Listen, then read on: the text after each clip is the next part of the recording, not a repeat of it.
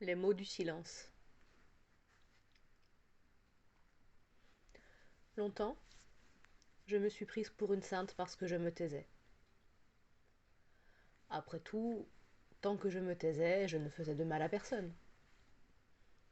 Je valais mieux que ces gens qui donnent un avis qu'on ne leur a pas demandé, qui savent mieux que vous ce que vous devez faire de votre vie, ou ceux qui râlent à tue-tête contre l'univers dès qu'ils ont un peu de travers, ou encore ceux qui vous vomissent dessus leur mal-être dès qu'ils ont un poids sur le cœur.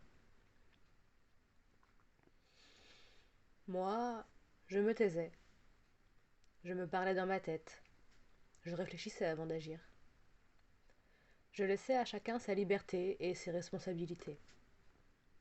Si votre comportement ne me convenait pas, je me contentais de m'adapter, même si cela devait consister à m'éloigner, sobrement, sans reproche, dans le respect de ce qui me semblait être vos choix.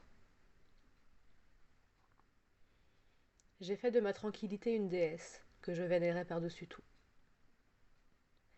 Et pourtant, ces bruyants me faisaient des reproches. Ils ne sont jamais contents, ceux-là.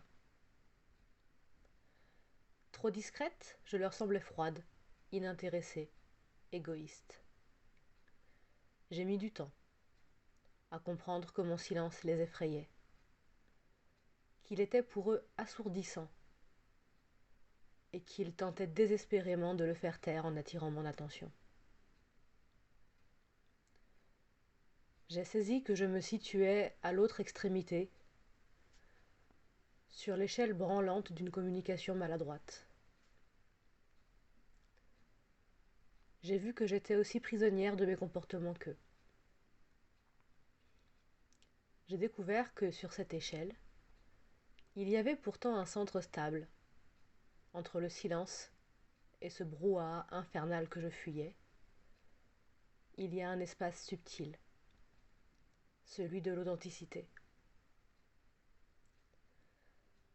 Celui dans lequel je respecte maintenant réellement vos choix, puisque je vous donne l'opportunité d'en connaître les conséquences avant de vous laisser seul, démunis devant elles, une fois qu'elles sont devenues inéluctables. Un espace qui me permet enfin de vous rencontrer, de comprendre ce que vous ressentez, ainsi que l'impériosité de votre quête d'amour, et de dénouer les malentendus qui nous tuent. Un lieu d'accueil infini, exempt de peur, dans lequel tout peut se dire et s'entendre. À présent je parle, toujours un peu dans ma tête d'abord,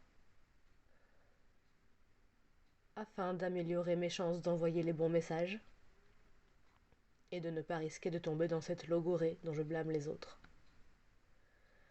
Je traduis mes tensions, j'écoute mes aspirations et mes désespoirs, et je vous les livre de mon mieux, dans cet endroit fragile.